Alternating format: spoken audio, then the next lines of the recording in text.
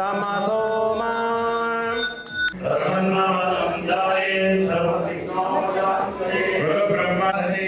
ಸ್ವಲ್ಪ ಈ ಕಡೆ ಇಟ್ಕೊಂಡಿರು ಚಿನ್ನ, ಸ್ವಲ್ಪ ಈ ಕಡೆಗೆ ಇಟ್ಕೊಂಡಿರು. ಎಸಿ ಕರೆಕ್ಟ್ ಕುಡಿತಾ ಇದೆ. ಇಲ್ಲ, ಸ್ವಲ್ಪ ಈ ಕಡೆ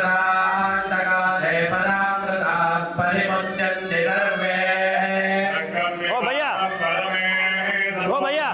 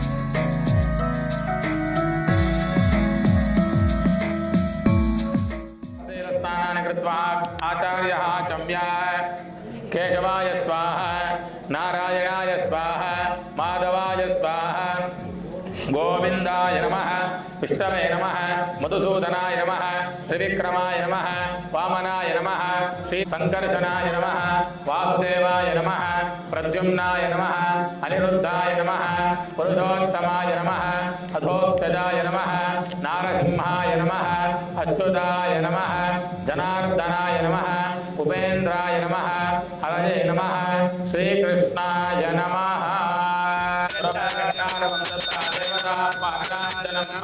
अवदर्पं तदे भूता हे भूता भूमिसंस्थिताः हे भूता विघ्नकर्तारः तेन च शिवाज्ञया अपक्रामन्तु भूताद्या सर्वे ते भूमिपालकाः सर्वेषां विरोधेन पूजा कर्म समारभेत पृथ्वीत्वया उता लोका देवी त्वं विश्वोतिरस अमृतं ब्रह्म भोर्भवत्स्वर भोर्भवत्स्वर भोर्भवस्वर कुसुमाक्षतामस्ते गृहीत्वा ಎಲ್ಲರೂ ಕೂಡ ನೀರನ್ನು ಕೊಡ್ತಾರೆ, ಹೂವು ಕೊಡ್ತಾರೆ. ಎಲ್ಲರೂ ಹೂವು ತೆಗೆದುಕೊಂಡು ಎಡಗೆ ಕೆಳಗಡೆ ಬಲಗೆ ಮೇಲೆ ಮುಚ್ಕೊಳ್ಳಿ, ಬಲಗಡೆ ತೊಡೆ ಮೇಲೆ ಇಟ್ಕೊಳ್ಳಿ.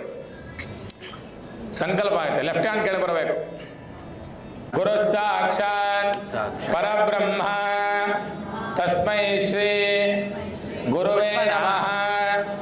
ಶುಭಾಭ್ಯಾಂ ಶೋಭನೆ ಮುಹೂರ್ತೆ ಆದ್ಯ ಬ್ರಹ್ಮಣಃ ವರಾಹ कल्पे वैवस्वत मन्वन्तरे कलियुगे प्रथमपादे जम्बूते दण्डकारण्ये गोदावर्या दक्षिणे तीरे शालीवाहन शके बौद्ध अवतारे व्यवहारिके चान्द्रमानेन अद्य प्रभवादि षष्ठी संवत्सराण मध्ये श्रीमत मंगलकर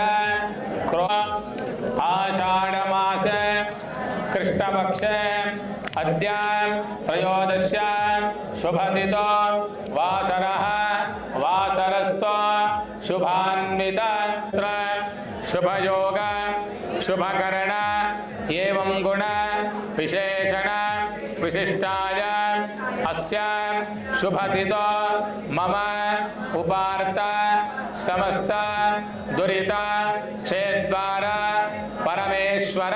ಎಲ್ಲರೂ ಕೂಡ ತಮ್ಮ ತಮ್ಮ ಗೋತ್ರವನ್ನ, ತಮ್ಮ ನಕ್ಷತ್ರ, ತಮ್ಮ ರಾಶಿಯನ್ನ, ತಮ್ಮ ಹೆಸರನ್ನ, ನಿಮ್ಮ ಕುಟುಂಬದಲ್ಲಿ ಯಾರ್ಯಾರಿದ್ದಾರೆ ಎಲ್ಲ ಸಂಕಲ್ಪ ಆಗ್ತಾ ಮತ್ತೊಮ್ಮೆ ಎಲ್ಲರೂ ಕೂಡ ತಮ್ಮ ಹೆಸರೆಲ್ಲ ಗೋತ್ರ ಎಲ್ಲ ಪ್ರಾರ್ಥನೆ ಮಾಡ್ತಾ ಬರೋದು.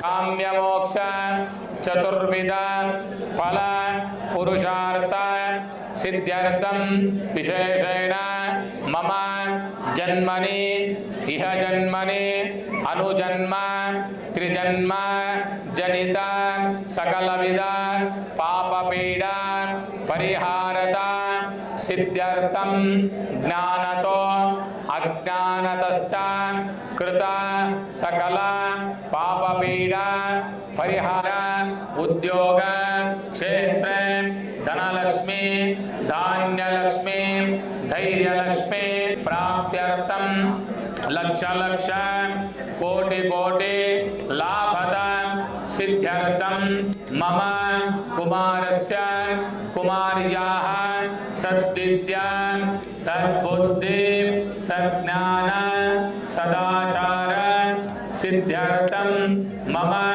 ಕುಮಾರಸ್ಯ ಕುಮಾರ್ಯಾಃ ಅನುರೂಪ ವದ್ವೈಃ ಸಹ ಅನುರೂಪ ವರೈಃ ಸಹ ವಿವಾಹ ಭಾಗ್ಯದ ಸಿದ್ಧಾರ್ಥಂ ಮಮ ಗೃಹ. 8 ಪುರಾಣಗಳು, ಅದರಲ್ಲಿ ಸ್ಕಾಂದ ಪುರಾಣ ಅಂತಕ್ಕಂಥ ಪರಮ ಪವಿತ್ರವಾಗಿರ್ತಕ್ಕಂಥ ಸುಬ್ರಹ್ಮಣ್ಯೇಶ್ವರ ಜನನವಾಗಿರ್ತಕ್ಕಂಥ ಪುರಾಣ ಅಂತ ಹೆಸರು.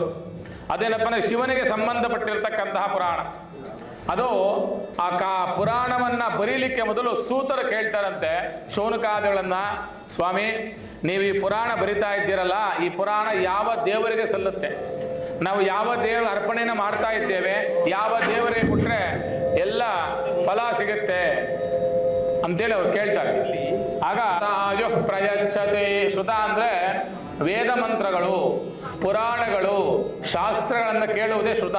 ಅಂತಹ ಮಂತ್ರವನ್ನು ಕೇಳಿದ್ರೆ ಎಷ್ಟೋ ಪಾಪಕರ್ಮ ನಿವಾರಣೆ ಆಗತ್ತಂತೆ. ಆ ಪಾಪಕರ್ಮದಲ್ಲಿ ಆ ಪುರಾಣವನ್ನು ನಾವು ಕೇಳ್ತಾ ಇದ್ದೇವೆ, ಆಚರಣೆ ಮಾಡ್ತಾ ಇದ್ದೇವೆ, ನೋಡ್ತಾ ಇದ್ದೇವೆ, ದರ್ಶನ ಪಡಿತಾ ಇದ್ದೇವೆ, ಸ್ಥಳದಲ್ಲಿದ್ದೇವೆ. ಹಾಗಾಗಿ ಸೂತ್ರ ಹೇಳ್ತಾರಂತೆ, ನೀವು ಈ ಶಿವನನ್ನ ಲೀಲೆಯನ್ನು ತಿಳಿಬೇಕಾದ್ರೆ 1-2-3 ಕಥೆಯನ್ನು ಕೇಳ್ತೇನೆ, ನೀವು ಕೇಳಿ ಅಂತ ಹೇಳ್ತಾರೆ. ಮೊದಲಿಗೆ ಹೇಳ್ತಾರೆ, ಹಿಂದೆ ಒಬ್ಬ ರಾಜನಿರ್ತಾನೆ, ಅವನು ರಾಜ ಭ್ರಷ್ಟನಾಗಿರ್ತಾನ. ರಾಜನ ಕೆಲಸ ಏನಪ್ಪಾ ಅಂದ್ರೆ ರಾಜ್ಯ ಭಾರವನ್ನ ಮಾಡತಕ್ಕಂಥ ಅವನ ಕೆಲಸ. ರಾಜ್ಯ ಭ್ರಷ್ಟನಾಗಿರ್ತಾನೆ, ದಿನವೂ ಕೂಡ ಬೇಟೆಗೆ ಹೋಗುವುದು. ಅಲ್ಲಿ ಬೇಟೆಯಲ್ಲಿ ಪ್ರಹರ ಅಂದ್ರೆ ಬಾಣವನ್ನ ಬಿಡುವುದು ಅಂತ ಅರ್ಥ. ಏನೋ ಪ್ರಹರ, ಬಾಣವನ್ನ ಬಿಡುವುದು ಅಂತ ಅರ್ಥ. ಬಾಣವನ್ನು ಬಿಡಿರಿ, ಹೊಡಿರಿ, ಸಾಯಿಸಿ ಅಂತ ಇರ್ತಾನೆ. ಅದಾದ ಯಾವುದೇ ಹೆಣ್ಮಕ್ಳ ಕಟ್ಟುಗಳನ್ನು ಮೋಹಿಸ್ತಕ್ಕಂಥದ್ದು, ಅಲ್ಲಿರ್ತಕ್ಕಂಥ ಜನಗಳಿಗೆ ತೊಂದರೆ ಕೊಡ್ತಕ್ಕಂಥ ಈ ರೀತಿಯಾಗಿ ರಾಜ್ಯ ಭಾರವನ್ನು ಮಾಡ್ತಾ ಇರಬೇಕಾಗಿದ್ದಾಗ ಒಂದ್ ಮಾತು ಹೇಳ್ತಾರೆ, ಪಾಪಿ ಚಿರಾಯು ಅಂತೇಳಿ. ಹೌದಲ್ವಾ? ಪಾಪಿಗಳ ಆಯುಸ್ಸು ಬೇಗ ಆಗೋದಿಲ್ಲ ಅಂತ. 100 ವರ್ಷ 200 ವರ್ಷ ಬದುಕ್ತಾನೆ ಅಂತ, 200 ವರ್ಷಗಳ ಕಾಲ ಬದುಕಿದ್ದಾನೆ, ತುಂಬಾ ತೊಂದರೆ ಕೊಟ್ಟಿದ್ದಾನೆ. ಆಗ ಅಲ್ಲಿರ್ತಕ್ಕಂಥವ್ರೆಲ್ಲಗೂ ಮನಸ್ಸಲ್ಲಿ ಏನಪ್ಪಾ, ಈ ರಾಜ ಹೋದ್ರೆ ಸಾಕಪ್ಪ ಅನ್ಸ್ಬಿಟ್ಟಿದೆ. ಹೋಗಲ್ಲ ಅವನು ಗತಿಸ್ತಾನೆ. ಗತಿಸಿದ ನಂತರ ಅವನು ಎತ್ಕೊಂಡೋಗಿ ಊರಾಜ ಬಿಸಾಕ್ತಾನೆ. ಅವನು ಸಂಸ್ಕಾರ ಮಾಡೋದಿಲ್ಲ ದೇಹಕ್ಕೆ. ಅದಕ್ಕೆ ಸಂಸ್ಕಾರ ವಿನುಹು ಪಶುಹು ಅಂತೇಳಿ. ಯಾರಿಗೆ ಸಂಸ್ಕಾರವಿರುವುದಿಲ್ಲವೋ ಅವರು ಪಶುಗಳ ಸಮಾನ. ಅಂದ್ರೆ ಪಶುಗಳು ಏನು ಗೊತ್ತಾಗಲ್ವ, ಅವನು ನಿಕ್ಕರ್ ಹಾಕೋಬೇಕು, ಪ್ಯಾಂಟ್ ಹಾಕೋಬೇಕು, ಬಟ್ಟೆ ಹಾಕೋಬೇಕು, ವಿಭೂತಿ ಇಟ್ಕೋಬೇಕು, ಮಾಂಗಲ್ಯ ಕಟ್ಕೋಬೇಕು, ಅವೆಲ್ಲ ಎಲ್ಲ ಪಶುಗಳಿಗೆ. ಹೌದಲ್ವಾ? ಅದಕ್ಕೆ ಮನುಷ್ಯರಿಗೆ ಸಂಸ್ಕಾರ ಇದೆ ಅಂತೇಳಿ. ಆಗ ಸಂಸ್ಕಾರ ಇಲ್ಲಿರ್ತಕ್ಕಂಥ ಅವನಿಗೆ ಆ ಪ್ರೇತಾತ್ಮ ಹೊರಡೆ ಒಂದು ಅಳ್ತಾ ಇರ್ತಂತೆ, ಇಷ್ಟೊಂದು ಕಷ್ಟ ಕೊಟ್ಟೆ, ನಾನು ಮಾಡಿದ ತಪ್ಪೆ, ಒಂದು ದೇವ್ರ ನಮಸ್ಕಾರ ಮಾಡಲಿಲ್ಲ, ಒಂದು ದೇವತಾ ಪೂಜೆ ಮಾಡಲಿಲ್ಲ, ಒಂದು ಬ್ರಾಹ್ಮಣ ದಾನ ಧರ್ಮಾದಿನ ಮಾಡಲಿಲ್ಲ, ದೇವಸ್ಥಾನ ನಿರ್ಮಾಣ ಮಾಡಲಿಲ್ಲ, ದೇವರಿಗೆ ನಮಸ್ಕಾರ ಮಾಡಲಿಲ್ಲ ಅಂತ ಹೇಳಿ ಅಳ್ತಾ ಇರುತ್ತಂತೆ. ಆಗ ಕೈಲಾಸದಿಂದ ಶಿವನ ಭಕ್ತರು ಒಂದು ಪಲ್ಲಕ್ಕಿಯನ್ನು ತೆಗೆದುಕೊಂಡು ಬಂದು ಆತ್ಮಹತ್ಯೆ ಬರ್ತಾರೆ. ಬಾಪ ನೀನು, ನಾನು ನಿನ್ನ ಕರ್ಕೊಂಡು ಹೋಗ್ತೇನೆ ಅಂತೇಳಿ ಆತ್ಮ ಕೇಳುತ್ತಂತೆ. ಇದಕ್ಕೇನು ಉತ್ತರ ಹೇಳ್ತಾರೆ ನೀವು? ಒಂದು ಒಳ್ಳೆ ಕೆಲಸ ಮಾಡಿಲ್ಲ ಅವನು, ನೀವೆಲ್ಲ ಜ್ಞಾಪ ಮಾಡ್ಕೋಬೇಕು. ಒಂದು ಒಳ್ಳೆ ಕೆಲಸ ಮಾಡಿಲ್ಲ, ಒಂದು ದಾನ ಧರ್ಮಾದಿನ ಮಾಡಿಲ್ಲ, ಯಾವ ದೇವರು ನಮಸ್ಕಾರ ಮಾಡಲಿಲ್ಲ, ಆದ್ರೂ ಅವನಿಗೆ ಕೈಲಾಸ ಲೋಕ ಸಿಕ್ತು. ಯಾಕೆ? ನೀರು ಯಾರು ಆನ್ಸರ್ ಹೇಳಿಲ್ಲ, ಈ ಕಡೆ ಗಮನ ಕೊಡ್ತಾ ಇಲ್ಲ ಯಾರು ಕೂಡ. ನಿಮ್ಗೋಸ್ಕರ ಹೇಳ್ತಾ ಇದ್ ಕತೆ, ನಮ್ಗೇನ್ ಬೇಕಾಗಿಲ್ಲ. ನಾವು ಬೆಂಗಳೂರಿನ ಅದೇ ಕೆಲಸವಾಗಿ ನಮ್ಗೆ ಫ್ಲೈಟ್ ಮಿಸ್ ಆಗಿ ಬೆಳಗ್ಗೆಯಿಂದ ನಾವು ಫ್ಲೈಟ್ ಏರ್ಪೋರ್ಟ್ ಅಲ್ಲೇ ಇದ್ದು, ರಾತ್ರಿ ನಾವು ಬಂದ 4 ಗಂಟೆ, ನಿನ್ನೆಯಿಂದ ಫ್ಲೈಟ್ ನಾವು ಅಲ್ಲೇ ಇದ್ವಿ. ಯಾಕಂದ್ರೆ ಇಂಥ ತೀರ್ಥಕ್ಷೇತ್ರ ನಮಗೂ ಫಲ ಸಿಗಲಿ ಅಂತೇಳಿ. ಹೌದಲ್ವಾ? ಯಾಕೆ ಅವನ್ ಕೈಲಾಸ ಎಲ್ಲ ಸಿಕ್ತೋ? ಯಾರು ಹೇಳಿಲ್ಲ. ವಿಭೂತಿ ಇಡ್ಲಿಲ್ಲ, ದೇವ್ರ ನಮಸ್ಕಾರ ಮಾಡ್ಲಿಲ್ಲ, ಏನು ಮಾಡಿಲ್ಲ. ಅವ್ನಿಗೆ ಯಾಕೆ ಕೈಲಾಸ ಸಿಕ್ತೋ? ಪಶ್ಚಾತ್ತಾಪ ಬಳಕೆ ಅವನು ಇವತ್ತು ಹೇಳಿದೆ ಪ್ರಹಾರ ಅಂತೇಳಿ. ನೀವು ಯಾರಾದ್ರೂ ಕೇಳಿಸ್ಕೊಂಡ್ಲೇ ಇಲ್ಲ. ಪ್ರಾತಗಿರೋದ್ರಲ್ಲಿ ಹರ, ಅರ್ಥ ಆಯ್ತಾ? ದಿನವೂ ಬೇಟೆಗೆ ಹೋದಾಗ ಅವನು 1000 ಸಲ ಪ್ರಹರ ಅಂತ ಹೇಳ್ತಾ ಇದ್ದಂತೆ. ಪ್ರಾತಗಿದ್ರೆ ಹರನಾಮ ಸ್ಮರಣೆ ಆಯ್ತಲ್ಲ ಅಲ್ಲಿ. ಅದಕ್ಕೆ ನಾವೇನು ಹೇಳ್ಬೇಕು, ಗಮನ ಕಟ್ಟು ಕೇಳ್ಬೇಕು ನೀವು. ಈ ಕಡೆ ಬಾ. ಪ್ರಹರ, ಹರನಾಮ ಸ್ಮರಣೆ, ಬರೀ ಹರನಾಮ ಸ್ಮರಣೆ ಮಾಡಿದ್ರಿಂದ ಅವ್ನು ಕೈಲಾಸ ಸಿಕ್ತಂತೆ. ಏನು ಮಾಡಿಲ್ಲ ಅವನು. ಅರ್ಥ ಇದೆಯಲ್ಲ. ಹಾಗೆ ಕಾಶಿಯಲ್ಲಿ ಮಾಡೋ ತಮಾಷೆ ಎಲ್ಲ ನಮ್ಮ ಪ್ರವೀಣ್ ಅವರು ಅದೆಷ್ಟು ಕಷ್ಟ ಬಿದ್ದರು ಅಂತೇಳಿ ಅದು ಅವ್ರಿಗೆ ಗೊತ್ತು. ನಾವೇನು ನೋಡಿ ಇಷ್ಟು ಪದಾರ್ಥಗಳನ್ನ ಸೇರಿಸಿ ನಮ್ಮ ಇಷ್ಟು ಜನ ಬ್ರಾಹ್ಮಣರನ್ನ ಕರೆಸಿ ಇಷ್ಟು ಜನ ಭಕ್ತಾದಿಗಳನ್ನ ಸೇರಿಸಿ ಮಾಡೋ ತಮಾಷೆ ಎಲ್ಲ. ದುಡ್ಡು ಯಾರು ಬೇಕಾದ್ರೆ ಕೊಡ್ತಾರೆ, ನಾನು 10 ಲಕ್ಷ ಕೊಡ್ತೀನಿ, ಆ 10 ಲಕ್ಷ ಯಾವ ರೀತಿ ವಿನಿಯೋಗ ಮಾಡ್ತಾರೆ. ಇಷ್ಟೊಂದು ಸ್ಥಳದಲ್ಲಿ ಅಲ್ಲಿ ನಮ್ಮ ನಡ್ಕೊಂಬರಕ್ಕೆ ಆಗಲ್ಲ ನಮ್ಮ ಕೈಯಲ್ಲಿ, ಅಲ್ಲಿ 1 ಅವರ್ ನಿಲ್ಸ್ಕೊಡ್ರೆ ನಮ್ಮನಲ್ಲಿ ಇಷ್ಟು ಪದಾರ್ಥ ಸೇರಿಸ್ಬೇಕು. ಒಬ್ಬ ಅವರು 15 ದಿವಸ 1 ತಿಂಗಳಿಂದ ಪ್ರಿಪರೇಷನ್ ಮಾಡಿಕೊಂಡು ನಮಗೆಲ್ಲ ಒಳ್ಳೇದಾಗಲಿ, ಅವ್ರು ಯಾವುದೇ ಅಪೇಕ್ಷೆ ಇಲ್ಲ. ನೋಡಪ್ಪ, ನನ್ನ ಹೆಸರು ಪ್ರವೀಣನೇ, ಅವ್ರ ಹೆಸರು ಪ್ರವೀಣೆ. ಹೂವಿನ ಸಮೇತ ನೋಡಿ ಎಷ್ಟು ಅಲಂಕಾರ ಮಾಡಿದ್ದೆ ಅವರಿಗೆ, ಎಷ್ಟು ಚೆನ್ನಾಗಿ ನೋಡಕ್ಕೆ ಪಾರ್ವತಿ ಪರಮೇಶ್ವರ. ಇಷ್ಟೆಲ್ಲ ಸಿದ್ಧತೆ ಮಾಡ್ಕೊಬೇಕು, ತಮಾಷೆ ಇಲ್ಲ. ಹಾಗಾಗಿ ಎಲ್ಲರ ಪುಷ್ಪ ಕೂಡ ಬೆಂಗಳೂರಿನ, ಎಲ್ಲ ಹೂವು ಕೂಡ ಬೆಂಗಳೂರಿಂದ ಬಂದಿದೆ ಇಷ್ಟೊಂದು ವಿಶೇಷವಾಗಿ. ಹಾಗಾಗಿ ಇಂಥ ಸನ್ನಿಧಾನದಲ್ಲಿ, ಕಾಶಿಯ ಸನ್ನಿಧಾನದಲ್ಲಿ, ವಿಶ್ವೇಶ್ವರ ಸನ್ನಿಧಾನದಲ್ಲಿ ವಿಶಾಲಾಕ್ಷಿಯನ್ನು ಕೊಟ್ಟು ವಿಶ್ವನಾಥನಿಗೆ ಕಲ್ಯಾಣ ಮಾಡಿದ್ರಿಂದ ಒಳ್ಳೆ ಕ್ಷೇತ್ರದಲ್ಲಿ ಎಲ್ಲ ಪಾಪಕ ನಿವಾರಣೆ ಆಗುತ್ತಂತೆ.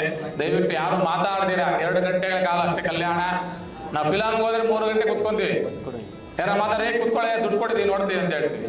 ನಮ್ಮ ಗುರುಗಳು ಮಾತು ಹೇಳ್ತಾ ಏನಪ್ಪಾ ಅಂದ್ರೆ, ನಾವೇನೋ ಒಂದು ಕೆಟ್ಟ ಕೆಲಸವನ್ನ ಮಾಡ್ತಾ ಇದ್ರೆ ದೇವ್ರ ಮುಂದೆನೆ ಮಾಡ್ತೀವಿ ನಾವು. ಅವ್ನು ನೋಡೋದಿಲ್ಲ ಅಂತೇಳಿ ಫೋಟೋ ಇರ್ತಲ್ಲಿ, ಅವ್ನು ಇರ್ತಕ್ಕಂಥ ದೇವ್ರ ಏನ್ ಮಾಡ್ತಾನೆ, ವಿಗ್ರಹ ದೇವ್ರ ಏನ್ ಮಾಡ್ತಾನೆ, ನಮ್ಮನ್ನ ನೋಡ್ತಾ ಇಲ್ಲ ಅಂತ ನಾವು ಅನ್ಕೊಂತೀವಿ. ಅವ್ನು ನೋಡ್ತಾ ಸದಾ ಕಾಲ ಅವ್ನು ನೋಡ್ತಾ ಇರ್ತಾನೆ. ಮತ್ತೆ ಅವ್ನು ನೋಡ್ತಾ ಒಂದೇದಾಗ ಹುಲ್ಲು ಕಡ್ಡಿಗಳು ಅಲ್ಲಾಡಲ್ವಂತೆ. ಅಂತಹ ಪರಮೇಶ್ವರಿಗೆ ನಾವು ವಿಶೇಷವಾಗಿರ್ತಕ್ಕಂತಹ ಕಲ್ಯಾಣ ಮಾಡ್ತಾ ಇದ್ದೇವೆ. ಎಲ್ಲ ಪ್ರಾರ್ಥನೆ ಮಾಡ್ಕೊಳ್ಳಿ, ಮನಸ್ಸಿಗೆ ಕೋರಿಕೆ ನೆರವೇರಿ.